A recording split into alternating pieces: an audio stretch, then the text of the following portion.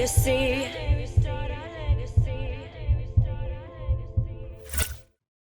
What's up, everybody? Welcome to episode 17, I believe, of The Climb, and I'm really excited to have Sakumai on the show. Say what's up to everybody. Hey, what's up? So, welcome to the show, and I'm really excited to have you on because you have a multi-talented facet of what you do in the mobile community. So, talk about your career in mobile and kind of how you got to where you are now. Thank you for having me. So I actually started in mobile and in gaming actually by accident, if you would believe that. So back in 2018, April, I actually dislocated my elbow. And so before, me and my boyfriend were playing PC games, but after dislocating my elbow, it was just such a tough time in my life. And what got me through was actually when PUBG Mobile came out then. And so we would just sit in bed, start playing with on our phone. The beauty of a mobile game is you can play anywhere. So that's kind of how I got started. And so my boyfriend, he actually kept playing PUBG Mobile and he got really good at it. So he actually went pro in this game. And so I am the type of person who I actually wasn't much of a gamer before. Okay, so the beauty of mobile gaming is that you can play anywhere. My boyfriend went pro. I am the type of person who wants to be supportive of whatever my significant other does. And so since he decided he wanted to keep playing games, I told him, you have to make something productive out of this. And so he loved to watch Twitch streamers falling asleep. He would just open up a Twitch stream and just fall asleep to it. So I was like, well, if you're gonna be playing games all day, all night, you might as well do something productive with it and might as well stream so other people can see how you play, who you are, make yourself available. And so that's kind of how he got, he first stepped foot into esports. He kept streaming, he made himself known to the community. He got picked up by teams, he got recognized, all because of streaming, I guess. So basically, you had this crazy freak accident, I guess, where you broke your elbow, and I love it that it connected you and your boyfriend to gaming, and then brought you into mobile gaming, and specifically PUBG Mobile is the game that both of you guys play. And I don't know if you want to keep it a big reveal for who your boyfriend is, but he is probably one of the biggest faces of PUBG Mobile in North America. So if you want to tell the community, you can. If not, that's okay as well. Okay. So you mentioned that he's been on some of the biggest teams and played as well, but so have you though. You've also managed and joined some of the biggest rosters as well. So describe how important you feel like it is not only to support your boyfriend, but also supporting the team as a manager, and how important that role is to actually to do, and why that's pivotal behind the scenes, because I feel like managers don't get enough credit. Oh, for sure. So to touch on that point, we don't really feel like that we're that big or we're the face of the scene or anything. But my boyfriend is Zute. We started from the bottom, from a no one, and just kept working, grinding, keeping on, playing this game. And so that's how we got to where we are today. He got picked up by Gangstars, which is the first team I kind of managed. I flew out to LA with him because Gangstars didn't really send a manager. And I was like, hey, I can do all of this for you. I can make sure that the team is there. They have what they need. They need to be where they are when they're needed by the tournament organizers. So scheduling, all of that great stuff happening at LANs. They went on to go to Dubai, all this great stuff. And so I was there every step of the way. I wasn't contracted, but I was taking on the duties to making sure that the team was playing and being where they needed to be. So I think the most important thing about being a manager and why it's overlooked is because your job as a manager is to make sure that the players can do their job with ease and they can focus on theirs. Your job is to make their job easier, essentially. And so it's really important that you are task oriented. You're able to schedule, like be able to be organized with a schedule. And I think it's super hard for people themselves to follow it, and it's even harder to make it for someone else and to ensure that they follow through with that schedule. But once things are all organized, it's easier for other people to focus on their job. They don't need to worry, like the players do not need to worry about, oh, what tournament are we going to play next? How are we going to sign up? When do signups open? When do codes come out? You know, all of this tedious work that takes away from their ability to focus on, let's say, like strategizing or like their practice time for like working on their aim, you know? And so it's really important that your job makes their job easier. A lot of the work that that's beautiful. A lot of the work that managers do is behind the scenes, and so managers are not in the spotlight. You get overlooked because your task doesn't seem that important, but your job isn't to be seen. Your job is to make the quote unquote stars be seen, you know, and to make their job easier. So yeah, I think it's critical to have a good manager. Absolutely, because I love the points that you touched on your job is to make their job easy and seamless. And you guys kind of are behind the scenes. And I think good positive proof of like a great manager is someone where the teams are organized, their social media is organized, the teams are making it to their events, they're consistently playing events, they're organizing events. And I think that's something that a great manager can do. And I do agree to the point that you said, like, yeah, your job is selfless and you're behind the scenes. So big props to all the people out there that are doing that and helping their team improve, because I feel like you said, without a strong backbone and management system and organization, like you're not going to get to the events. You're not going to understand when to qualify and have scheduled scrims and practices. So there's really a lot that goes into it, and I'm glad that you touched on that.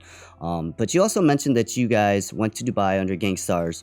You've also traveled a lot of different places as well. So talk about some of the big events and tourneys that you guys have gone to and what's going on right now currently for your team. So as I previously stated, I was kind of like a temporary manager for Gangstars. I went with the team to PMSC LA in 2018, which they then qualified for PMSC Worlds in Dubai. That was absolutely amazing. And then unfortunately the team split ways. I continued working with Zute, and so he actually made his own team.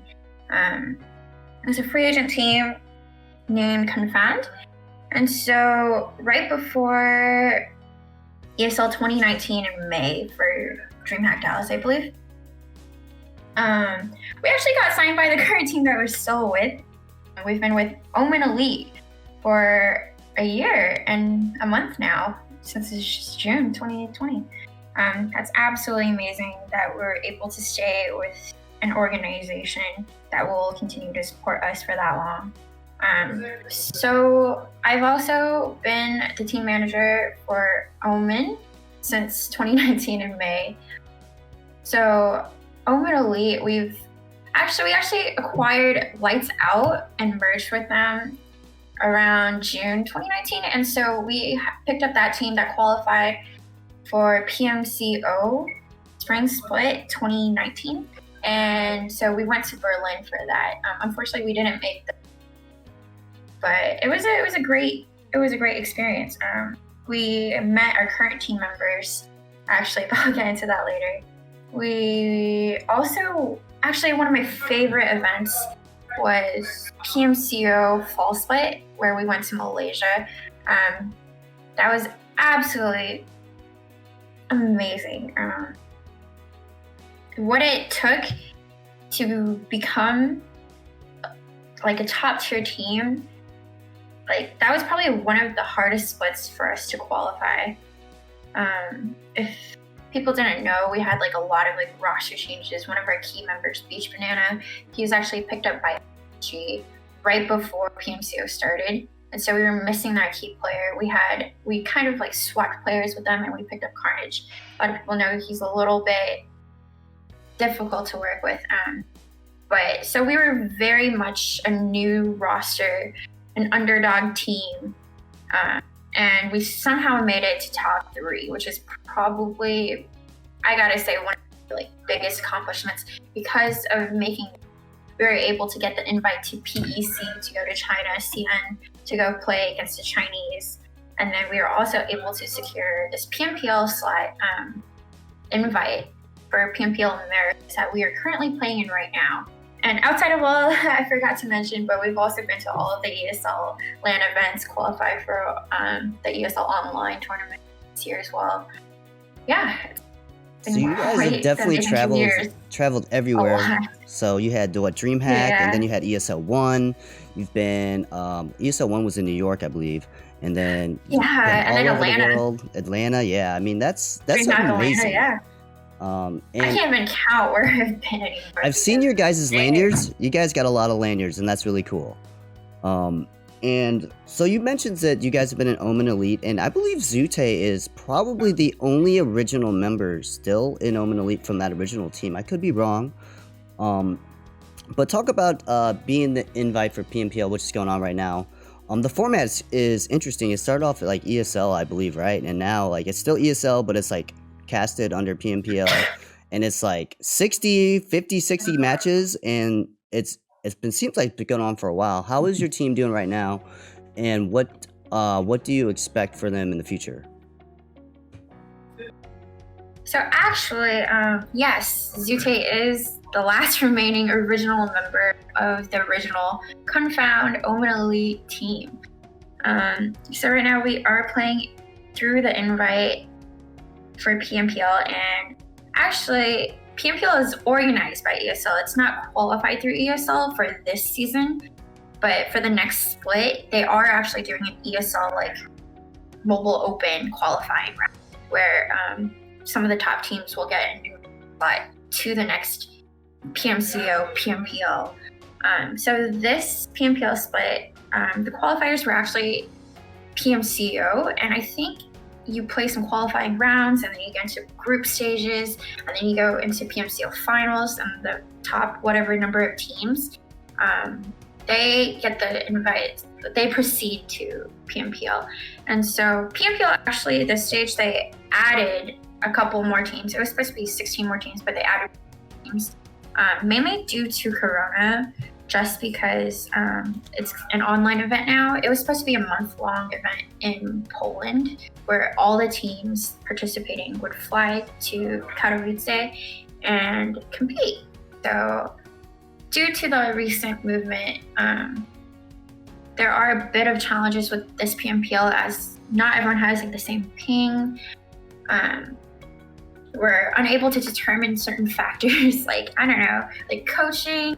Like, is that allowed? Because at an LAN event, you're not allowed to, but since it's online, you can't really prevent it. So there's just a lot of different challenges that we're trying to deal with. But I think it's going really well so far. Like, Tencent has done a really great job, like adapting to this whole situation, providing safety and wellness for the players and trying to provide as fair of an environment as possible, which I really appreciate because they're holding the players' safety and health first. Absolutely. So I did notice this online. So Omen is big on streaming on Trovo, and you guys have your own league. You like literally started your own league right when it started, when Trovo came out. When I believe it was still called what was it called before? It was Mad Cat. Mad Cat, yes, Mad Cat TV. And Yes. So you guys have been doing that. So do you feel like hosting your guys' own league? I know other people have had their own leagues, but do you feel like that experience is fun and then also helps build and develop the community too? Absolutely. So I was actually thrown into organizing the league with like 3 days notice. So the Omen Upper management was like, hey, we got this kind of like deal partnership with Mad Cat. And so we want you to just organize like a set of leagues and tournaments.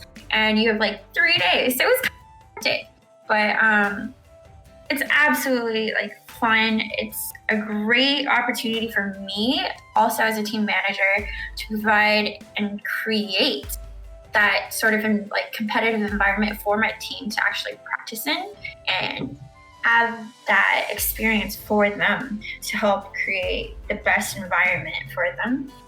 So I absolutely appreciate the opportunity.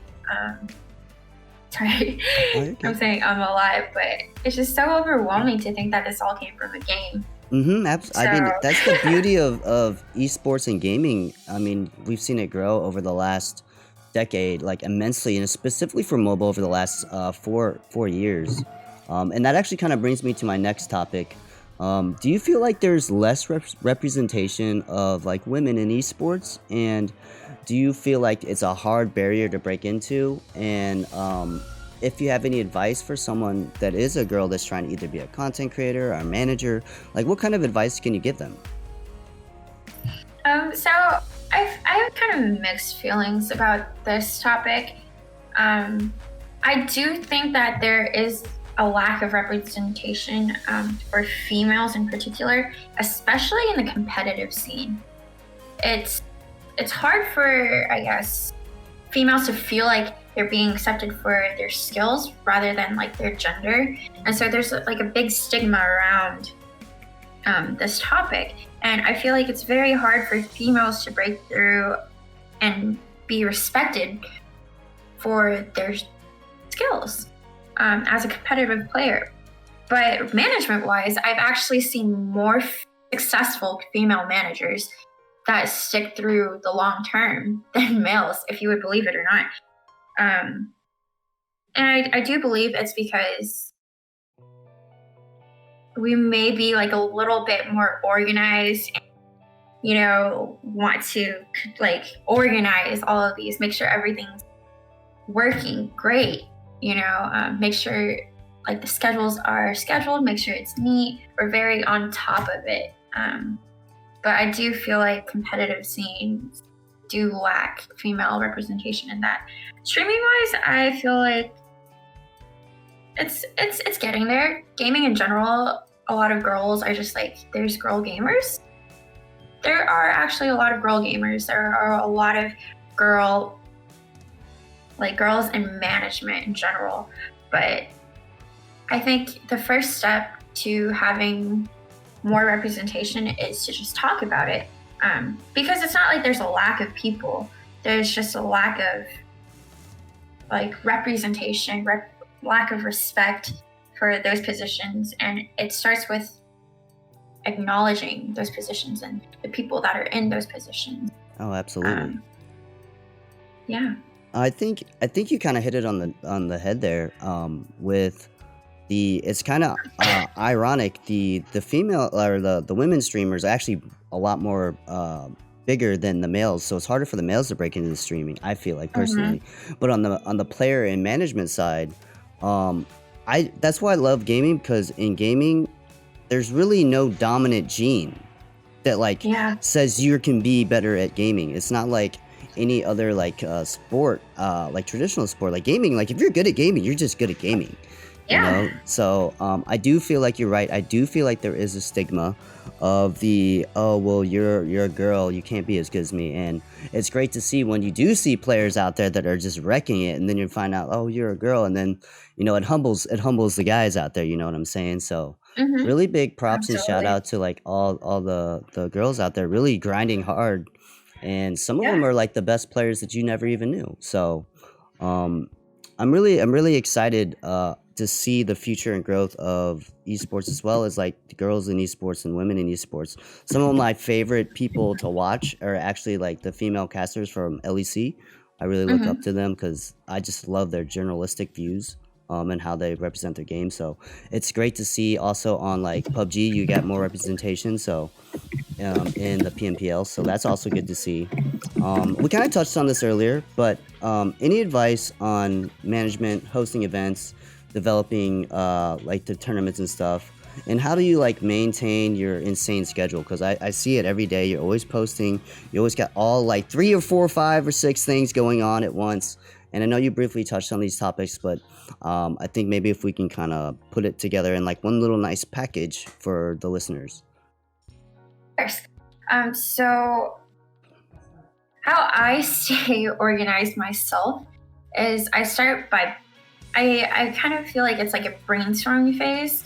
I'm a very opinionated, I guess, or I just have like a lot of visions. I'm a very visiony person, I guess. I don't even know how to describe it, but I just start by having a vision of what I want to do.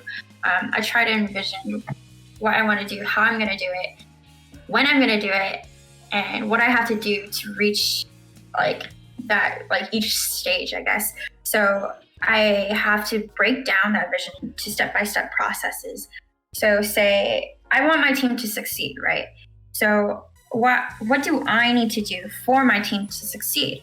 Well, one, they have to practice, right? So one, I have to first start by looking for which tournaments, which scrims are competitive and would be good practice for them. And so I break that into like, okay, well, I need to research this. I need to schedule it.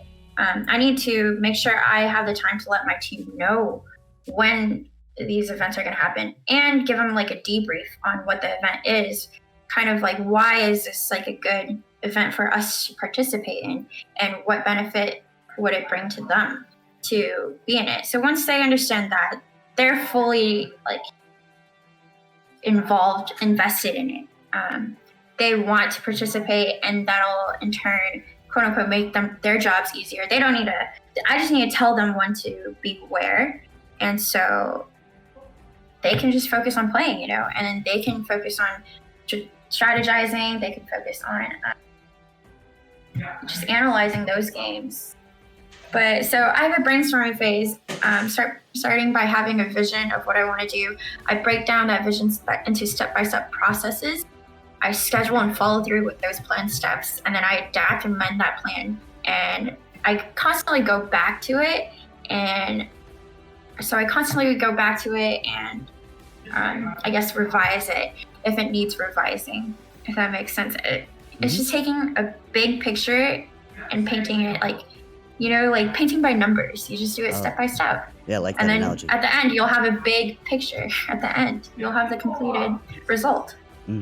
That's great. I mean, so I like that you use the words vision and then taking initiative and revise. Like those are three really important things that actually you can apply to anything. Like your VOD reviews, you can apply that to your daily life. You can apply it to your job, whatever it is. But I think those are great tips and advice that you specifically can apply for esports, but also apply for apply to anything else. So my last question is always fun, and I think this will be interesting for you because you're in the management side mainly. So would you rather be a pro player in any game or in any sport, or a big content creator and streamer, and why? Such a hard question, because I am the type of person who likes to stay behind the scenes, kind of not be known. And both of those require you to be in front of like a camera or in the spotlight, or so hard. I think I would say both, because why can't you be a pro player and be a big content creator or a streamer? You can absolutely do both, is my answer. Like, why pick one if you could do both? You're actually the only person that has said that, and I've always, like, this is kind of why I have this question, because most people pick one or the other, but my theory behind it was you could actually be both. Because I mean, that's exactly the same thing that I am currently implementing into like Zute. Like he's 100% a competitive player. That is absolutely what he wants to do. But I'm like, well, why can't you do this and do that? By being a content creator or a streamer, like you're building your own brand, you're building your own platform. Being a pro player, like, allows you to like have a bigger exposure. So I feel like they kind of go hand in hand. And if you can somehow find the time and I guess organize your schedule, make it work, it'll absolutely be like two birds in one stone, double killer, double threat. Yes, so, I love that. That is the best answer I've gotten so far. No offense to all the other 16 people that I've had on the show, but that to me is the best answer. One, because you've talked about building your brand, and then not only that, but you're providing value for your own brand. And then if you are in that top echelon as a pro player, I'm not saying this would happen, but say your contract's up, it makes you that much accessible and easier to be looked at from another organization or another brand or sponsorships and stuff like that. So beautifully Absolutely. well said. I guess the last part is any final thoughts, anything you want to talk about that we didn't touch on, give any shout outs or thank yous. Go ahead and do that now. So I guess some of my other thoughts, being someone that wasn't really a gamer, wasn't really watching any streams or anything, I think after 2.5 years now, I guess, being in this industry, I think the one thing I have to say is like, it is so important to provide your support to other people. What I mean by that is, it's just like, this industry is so like pliable, I guess. You could either hit it really big and be doing really well, or you're starting out small, you're no one. But you have a potential. Everyone has that potential. And the thing about the scene is, watching streams, it's free, you know, like giving your support to someone, giving encouraging words, kind, supporting words is absolutely free. And all it takes is your time and sincerity and honesty. As long as you have like those principles and you're supportive, like that support in the end will come back to you. I don't know if that kind of makes sense, but if you're nice to someone, like they're gonna remember that. And if they make it big, and you're gonna be like one of the reasons why they make it big. As a viewer, it's absolutely free to watch them. And if you watch them and everyone's like, oh, who should I watch? Oh, this person has like someone watching them, I'll watch them too. And slowly that will grow. And if you're commenting and liking things are free, sharing things on your own profile is free. You're not only helping like that person grow, but you're also giving them that encouragement to keep going like down this path. I think that's absolutely crucial, because a lot of people give up because they don't have like that support system, which absolutely breaks my heart. But it's just being kind and sincere and just taking like your own, I guess, selfishness to give to someone else in the scene will in turn help the scene grow. Yeah. Wow, that was beautiful. But I really do appreciate you for coming on the show. Please follow It's Sakumai. It's at It's Sakumai on social media. And good luck to your team. And I appreciate you being on. And I am Legacy for Critical Points and The Climb, saying thanks for watching and peace. Bye.